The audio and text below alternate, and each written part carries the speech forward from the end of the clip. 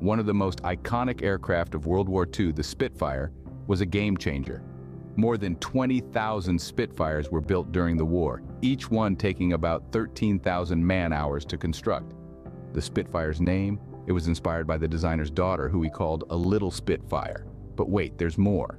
This airborne marvel could reach speeds over 360 miles per hour and was armed to the teeth with 8.303 caliber machine guns. And here's a fun fact. Despite popular belief, the Spitfire wasn't the most produced British aircraft of the war. That title goes to the Hurricane. So, next time you're marveling at a Spitfire soaring through the sky, remember the history and the grit behind this